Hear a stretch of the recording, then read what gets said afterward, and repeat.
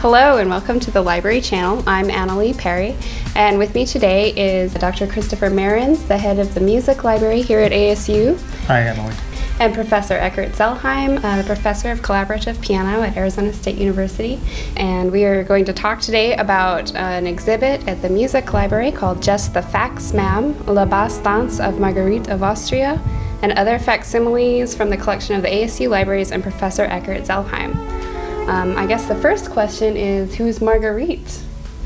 Well, Marguerite was one of the most important patrons of the arts during her time.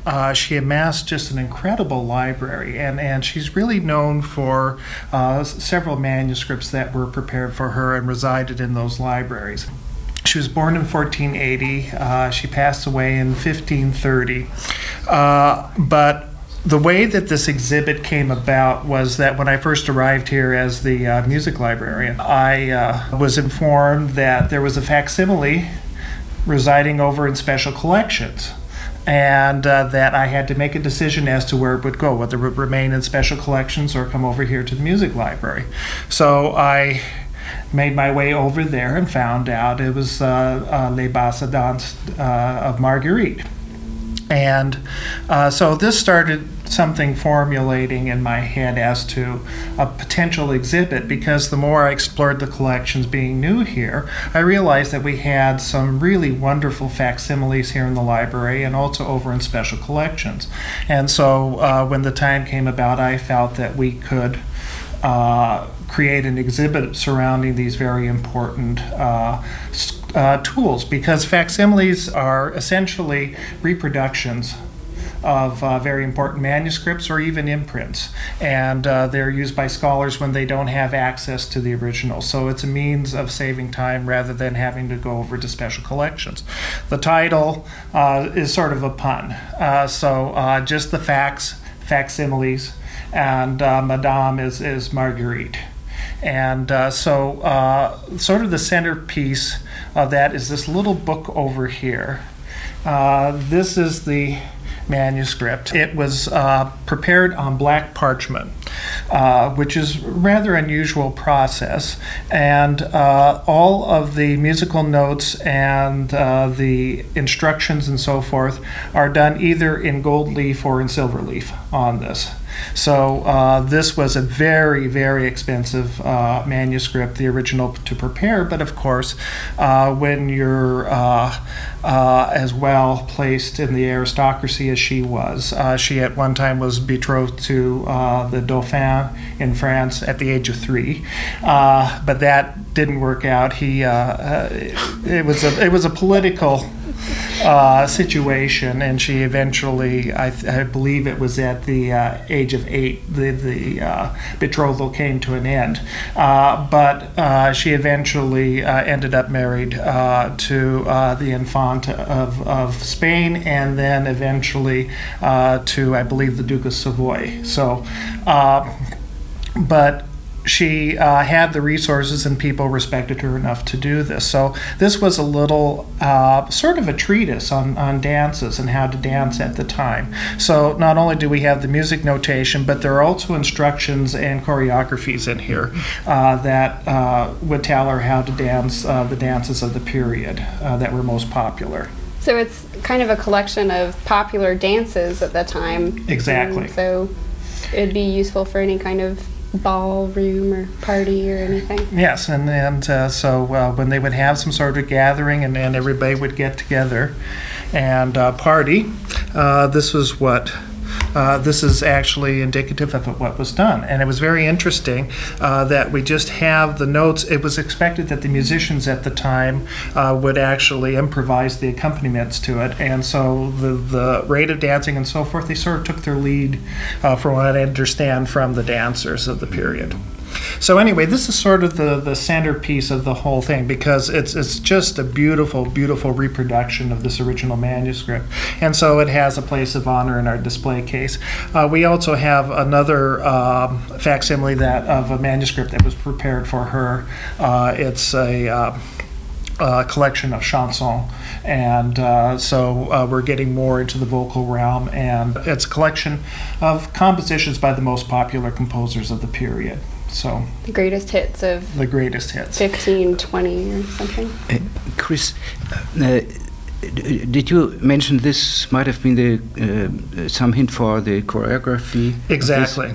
So this would be of incredible value for anybody, and there are many people now who are reconstructing dances of any time, of the early Renaissance or late medieval times, whatever it is. Also the notation, it's square notation, but 5 lines, and is this the? I'm not familiar enough with this. This would be the text being sung exactly. to it? So actually, I actually think it's the instruction. Those are the instruments. Yeah. Yeah. This is Old French, I guess. That's how it looks like. Yes, because at least through her first marriage, when she was sent at a very early age to the French court, they were actually preparing her for this eventual marriage.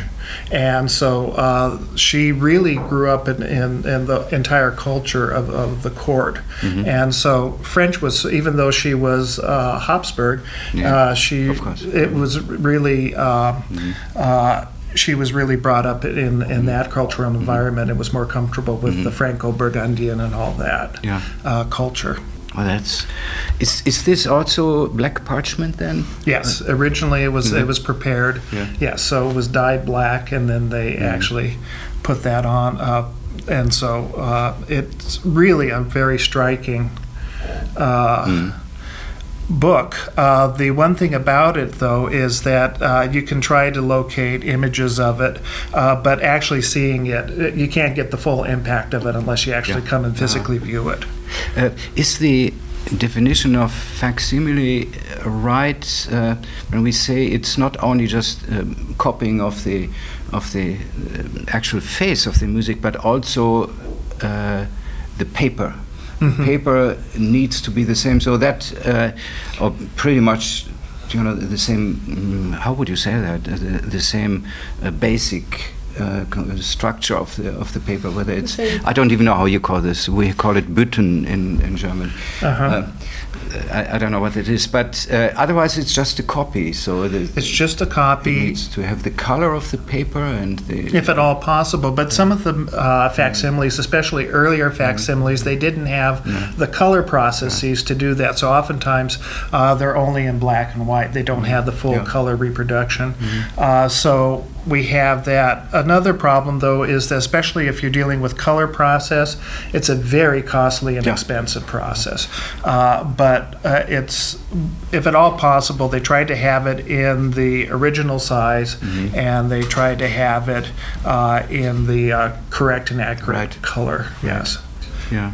Well, they started pretty early. So there are some, how you call that, the process photomechanical productions in the late and middle 1800s. I have a couple of older, I don't know, I think you would call them facsimiles. At that time, that term did not exist, so it was just a photomechanical, is that the English term?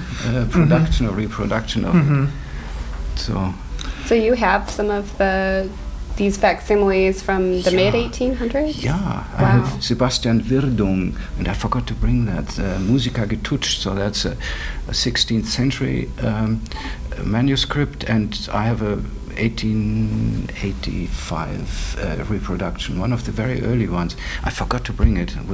There were only, I think, 200 or 300 pieces were actually issued. Found that somewhere, with the covers crooked and all bent and so, but the contents was beautiful.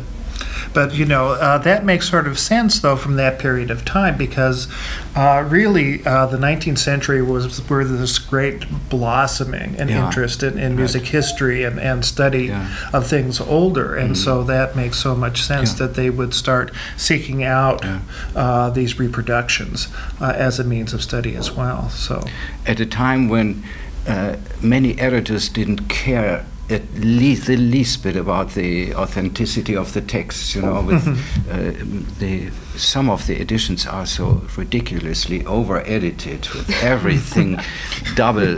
Oh my gosh! Sometimes you can think, you have to throw it away. You cannot actually play from this. But at the very same time, in the very same token, and under I think pretty much the same movement, the interest for very clear reproductions of the original came about. So it's, for me, there has always been a double tongue development. So the one did not account for the other one. It's really interesting. Well, you talk about how overly edited things happen to be, and I think that's another value of facsimiles, is that you can actually use it as a point of reference, so that you can go beyond what the editor had done and actually see what the intent of the composer was. Is there... No, the well-tempered piano, but it's here in the library, Bach's well-tempered piano. This is so beautiful. You see just, I mean, written in old clef, so we have to read old soprano clef and tenor clef. It's good for for everybody to do this, good but it's so clearly laid out, and as always with Bach, you can actually play from that score, and just provided you read the old clefs. And then you see all those literally dozens, maybe hundreds of different editions, heavily edited with all dynamic marks and with big slurs. Bach did not know this kind of slur at all. And so stemming from, I think, Czerny up until far into the 20th century. So pretty much every edited copy of a musical score that you see and you want to play from is really the editor's interpretation of whatever the composer originally had in mind from their manuscript. Would you say?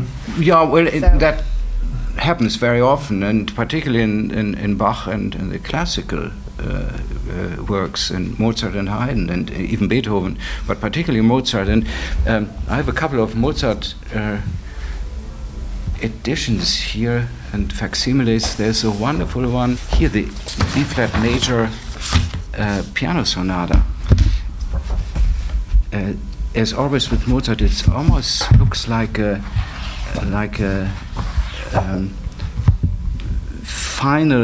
final writing. So we know he did not correct very much. It was almost ready. So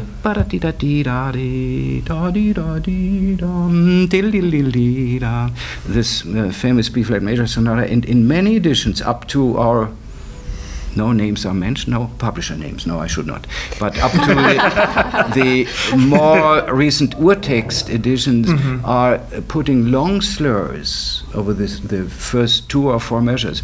And look how it looks like here. The right hand is not even articulated until the first measure. So Mozart would have been far away from wanting to play yada di da di da da ba da pa pa pi da da. There's a little slur after the bar line. That's just a little thing, but it makes this music so clear and so discernible and so understandable.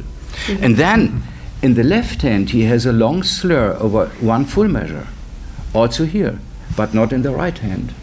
So we pianists are so used, particularly with the modern piano, no names mentioned, that we play everything in a blossoming legato, which at this time, even in the late 1770s, was more the exception than the rule.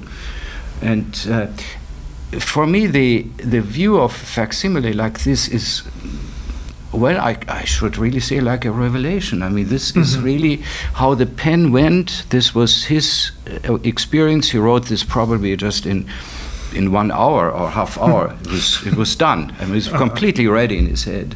And the little slurs are not just an addendum or something that was added literally later, but it was part of the music. He wrote that. It was how he heard it in his head, is how he articulated the score. And those little slurs, as minimalistic as this seems, are really a very clear demand for us. You have to look into what into the original line-up of notes and original groupings of notes. Phrasing did not exist. The word did not exist at this time. But we talk about articulation here. And almost all of Mozart's facsimiles and manuscripts are this way. And many of them have been published, and with in a couple of cases, like the famous Viennese publisher, no name mentioned, the facsimile, and then an edition following right away. And that's really the way to go. And they have been very careful to exactly reproduce and put in a wonderful edition what he wrote. There is no slur. This is the famous A minor sonata. So it's left up to the performer. And we have to sort of relearn this again, study the fundamental and basic aspects of articulation, of phrasing, no phrasing, of style, of aesthetics, to come back to it. There is no dynamic mark in the beginning. And it was completely self-understood that sonata movement, the first movement, had to start with a forte or poco forte if nothing was there. And then he writes piano here. And most editions have just a forte without the editor's mark in parentheses there. No big deal, but it really is so important to realize that. And you have it here very clearly laid out. Well, the other thing that I find interesting, too, when you talk about performance aspects, how much is also dependent upon the instrument on which you're performing. I remember sitting in on a session with Bilson, and he was talking about pedal indications and so forth. And sometimes you have continuous pedals being indicated in the manuscript, but how could it be, at least on modern instruments? And a lot of that was addressed by the type of instrument of the period, where your interpretation, what was indicated, it doesn't necessarily translate well to a modern instrument. So I also found, just as a performer of early music and working with original instruments, working off a facsimile informs the performance, especially when you're using an original instrument, much more so, because you have the actual, for me, I was a violinist, you have the violin in hand. As a pianist, I'm sure the same thing also, that it gives you a different perspective on the music by the type of instrument that you're using as well. Well, you know that I've been, since many years, a very avid forte pianist, and not only modern pianist, but forte pianist, and one instrument is sitting here, and I have four now, with including Germany at home. So this kind of music, as you are saying, is really is adequately to be performed there. And I would never say you should not play Mozart on a modern instrument. That's far away. But we have to adapt certain things, and particularly Beethoven. And I think those long pedal marks, and the Waldstein Sonata, I think it's also there, the facsimile. We don't have it here, but the famous last movement, where there are 1.5 lines under one pedal, and Beethoven was so specific, completely clear where he wanted not only the pedal to be taken, but also to be lifted. And so we approach this famous bim bi yadi yadi dam ba di da di. There's tonica and dominant under one pedal, and so many pianists are changing this because that was good education. You have to change the pedal when the new harmony is coming. But Beethoven wanted exactly not that. He wanted harmonies to flow into each other. And this Waldstein Sonata, it is here, but I don't have it, I don't own it, but it's a must for me. This is really so revealing. So you see exactly where he wanted, where the PED is listed, and then there's circle at the very end. And I think anything that goes away and departs from this very clear not only suggestion but demand is not really dealing with Beethoven, because the pedal belongs to the music as much as the notes and the dynamics belong to the music. Aside from performance practices from these facsimiles, would you say that studying them gives you glimpses into the composer's mind? Like an aspiring composer could really learn a lot from looking at these facsimiles. Oh, yeah. I know we have a couple, Beethoven's Symphony No. 5 and Stravinsky's facsimile in the exhibit, where there's scribbles out. You can tell that the composer was writing and then totally changed his mind on what he wanted to put there. And it is so interesting.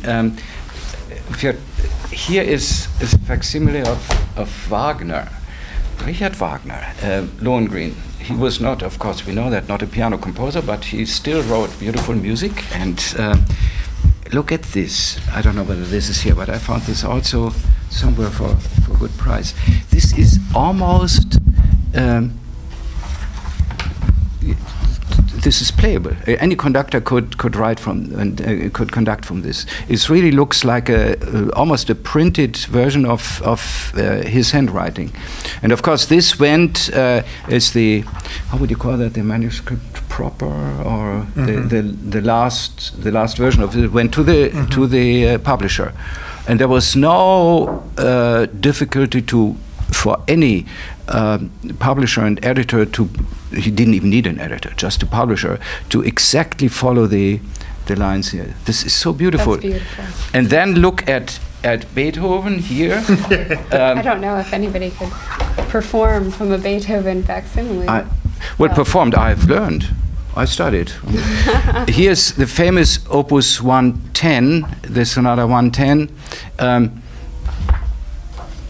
This is wild, you know. This really goes here, and then in the fugue, there are many pages just scratched out, you know. And look at this. This was not the final version, but it was a version that went to the publisher as sort of first draft, and Beethoven took the freedom, as always, to get it back, very grumbling, saying, what did they do with my manuscript? And then correcting a lot of things.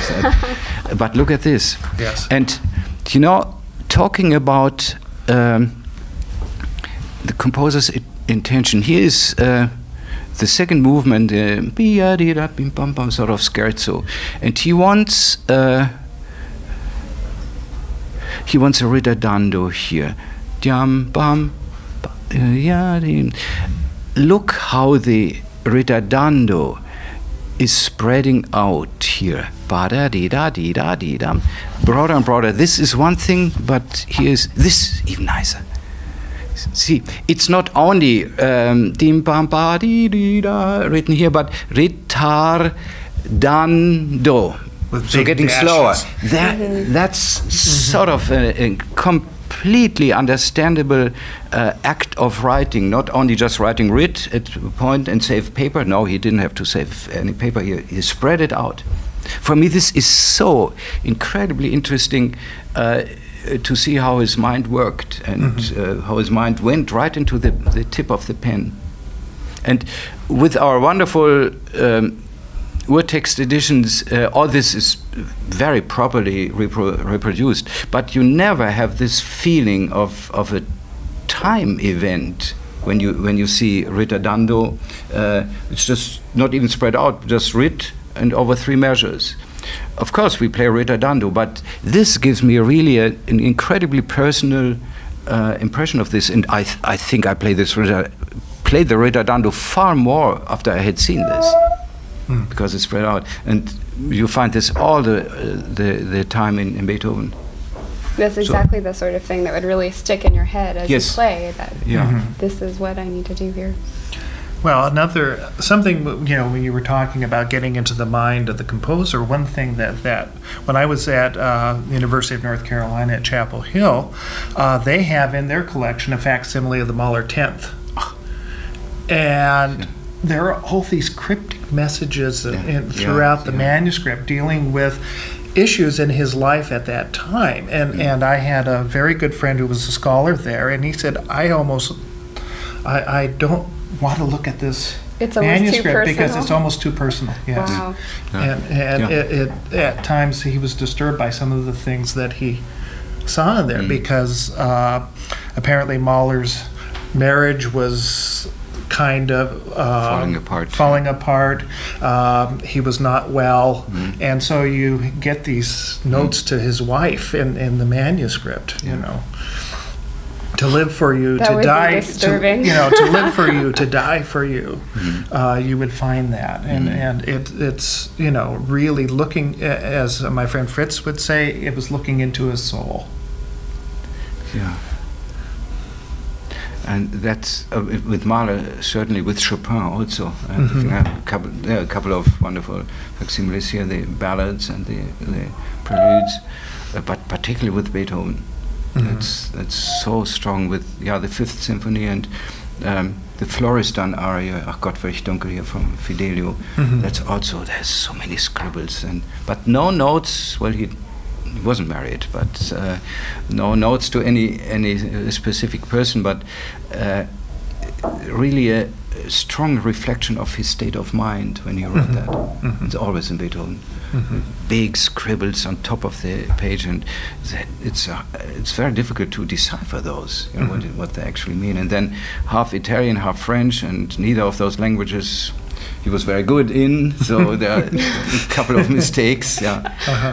But it is, I think, a very, you said it, very personal encounter, as personal as you can come with the composer. Stopping short of playing his piano, or the Graf piano, or anything else, or playing one of the instruments that he knew in Vienna, sort of the string instruments. It's almost surprising when what we know of Mozart, of course, is all sorts of drama from his life, that he had a rough time with his family and drinking problems, but that his his facsimiles, his scores are very tidy, very neat. Yeah. So with him, you might not necessarily get. I mean, you really get a sense of what he wanted for the music, but not as much of a glimpse into his personal life. Not as much as with Beethoven. It was also, it was very stringent in Bach facsimiles. The music paper was very expensive, with pre-printed 5 lines. So many composers did it on their own. So Bach used, and the Matthew's Passion is so wonderful. He used every single square inch. Oh, here. Even after the first chorus, see, it ends here. I think any composer later would have just taken for the first recitativo the next page. No, he used all this here until the very end. Drew all the lines. Yes. Oh, this is so wonderful. See, that's also facsimile. It's so important. The color. Yes. So the text of the Evangelist is written in later on with red, because otherwise it would have disappeared. But as always with Bach, you can, and it has taken place this way. When it was performed in excerpts in Leipzig before Mendelssohn then took it over, they played from those parts, and the conductor, or Bach, conducted from this one, from this score. And but you can see how orderly it is altogether. The chorales and old clefs. We have to read old soprano and alto and tenor clef. It's a good study. I've worked through a couple of those manuscripts with my students. Inventions, all in old clefs. It's so clearly laid out.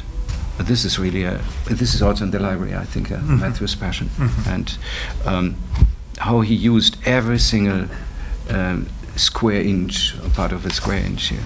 One of the exciting manuscripts in the special collections is the Canticas of Santa Maria, de Santa Maria, that were prepared for King Alphonse X of Spain. Yes. Beautifully illuminated manuscript. We have it here on the table. It's also it's one of our largest. I'm not going to pick it up. It's about 50 pounds.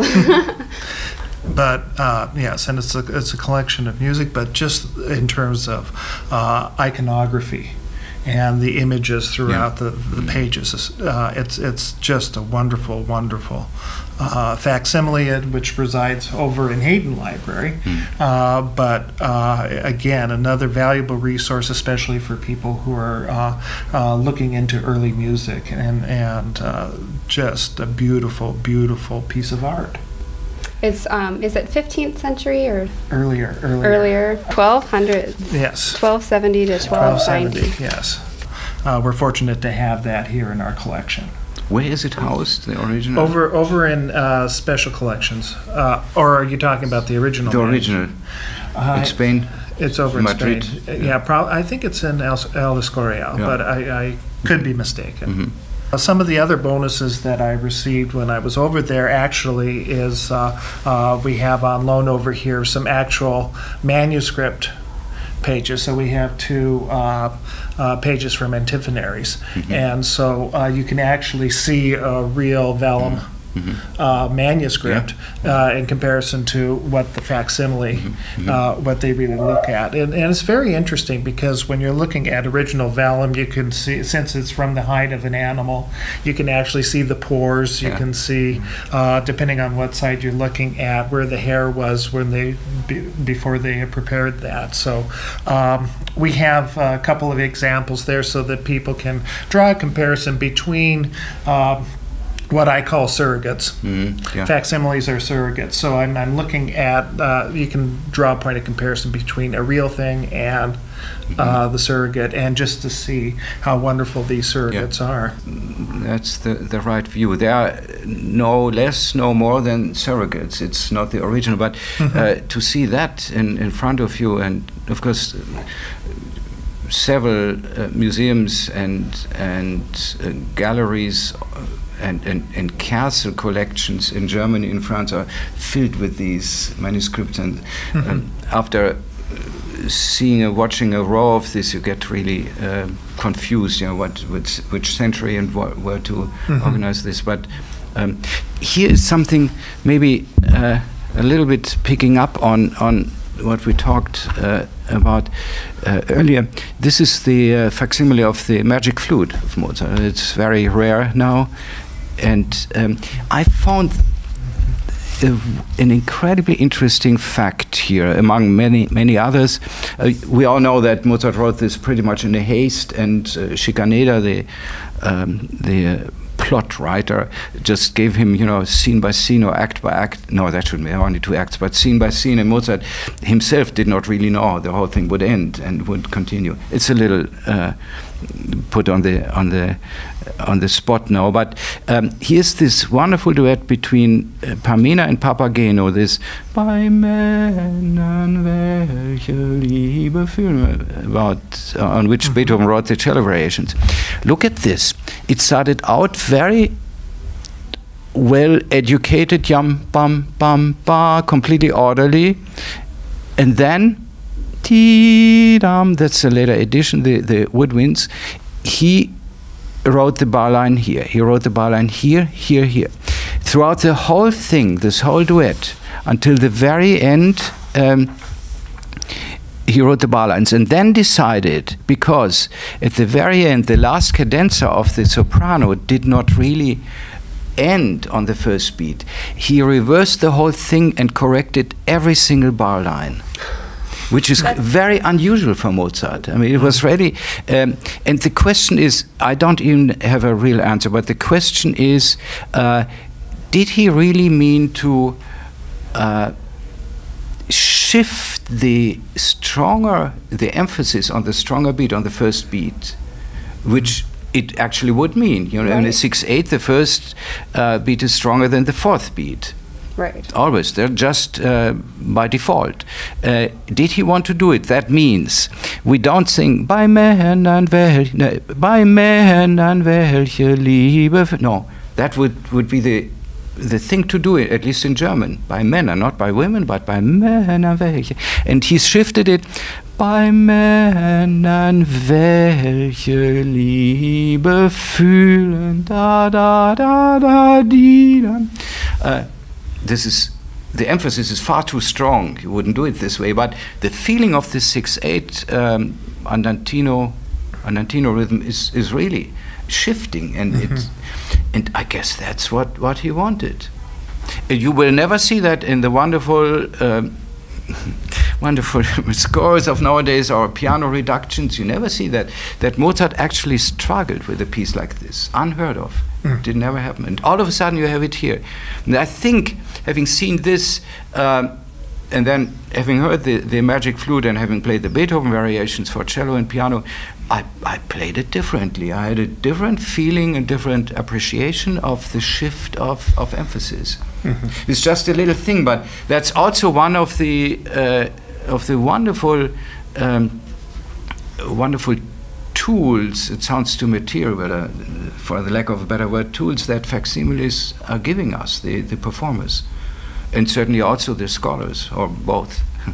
In this case, it was so flabbergasted by seeing this duetto, wonderfully read, almost no corrections until the very end, and then you see all the bar lines, not only one, and then follow up, or what would it be, ditto or something the same. No, every single one. That was an action of about 5 to 10 minutes. Which is a lot in Mozart's life, you know. Yes. Very much so. Yeah, it is. You pointed this out. Facsimiles are, for me as a performer, are really an incredibly indispensable means for performing, for knowing more about the pieces of the works, and that's with all composers. And Schubert. The Winterreise, the famous song cycle, is here also in the library. So many people are completely unsure where to place 16th, dotted 8th note and 16th on top of of triplets. Dum, bam, bam, bam, bam. Many scholars think it should be exactly with the triplets. Many people think it should be exactly between the last triplet and the next one. And you look at the facsimile, particularly Wasserflute, da dam bam bam, ba dee dam bam bam, and we are looking here, you know, with magnifier. Where exactly is this line here? Where is this line? And then find out that Schubert wrote first the melodic line and then afterwards the piano. I shouldn't say accompaniment, but the piano part. Different ink is very clearly to be seen. And they don't line up at all. This question of where to put the 16th is completely non-existing, because Schubert obviously in this case did not really care, because in a couple of cases the 16th are located before the last triplet. Wouldn't make any sense. And I have drawn a lot of conclusions just from this one, from this example, and a couple of others in Schubert, that you have to make the decision where to place the 16th. Really, you have to make the decision piece by piece. Whether it's a slow one, like in Wasserflute, it makes total sense to play the 16th after the triplets. But in fast movements, like the first piano trio, it could line up. But I mean, that's not for sure. That's my own conclusion. But I only came to that because I looked at those facsimiles and I actually had a lot of Schubert's works in hand in their original, in the Wiener Stadtbibliothek, or the forehand works that my wife and I have played. Yeah, we were given permission to pull out, or have the museum's person pull out the Schubert manuscripts, the original ones. His own papers, or gloves, and very far away, and no greasy fingers, and just look. It's an incredible feeling. Oh yes, I can just to imagine. See the ink and where he wrote this, and very clear writing, particularly in his early years. It's even 10 steps higher than facsimile. Oh yes. Absolutely. Oh yes. Yeah. Out of your collection, is there any one facsimile that you would say is your favorite, or one that you've learned the most from? The Beethoven Opus 110, with the ritardando, that one. Oh yes. Yeah, because I see Beethoven's struggle throughout this whole piece, and that has brought so many insights. I don't know whether I could say I feel closer to Beethoven, but the view into the workshop in Beethoven is really, you cannot substitute that with anything. Again, with our beautiful editions, you don't see anything of this. It's just, I think I pointed this out, you know, many pages just brushed off, and then pedal marks here. This is pedal and pedal. Nobody who sees this would ever change the pedal in between, even on a modern piano. Or you might do a little bit. Here again, there's a pedal starting here and being resolved here. But if you look at this, it's like one of the sketchbooks until he really starts the arioso here. What kind of struggle he went through. It's really as if we start with the good old times when you wrote letters by hand, you know. You have that in some dramas. You start to write and down, start to write again, and cross out some things and don't send it off. But that really happens here. And Beethoven, it makes me appreciate the final result that Beethoven finally gave to the printer far, far more. You know, this Opus 110 is an incredible example of this. There is a wonderful, what they call Beiheft, so a transcription of every page and every measure onto modern modern print, and that makes it even more interesting. Yeah, I should say this is the one that I like most. You know, we have the famous Spring Sonata. You cannot imagine how many drafts there are before in the London Skizzenbuch. One is in F-sharp minor. It goes further up, and he just could not get this theme, which seems to be so natural to us, on the paper. He could not get it off, like a goldsmith could not get the last touch on his figure. And the sketchbooks are a continuation of this, and incredibly important. I think every musician has to get some kind of grip on those pieces. Well, and it's really sad that you mentioned that, you know, in the old days of writing paper, I mean, just think that our modern composers that use Finale or Sibelius to do all of their composition, I mean, we're never going to have that same kind of connection with what they really meant, because, you know, when they sent, you know, it's the final draft, unless they save every draft that they composed. Do we know what Sibelius used? Which system? What's his that's a good question. Just want to point out to everybody that the exhibit is in place in the Music Library, and it's going to be up throughout the remainder of the summer. August 8th, we're going to be taking it down.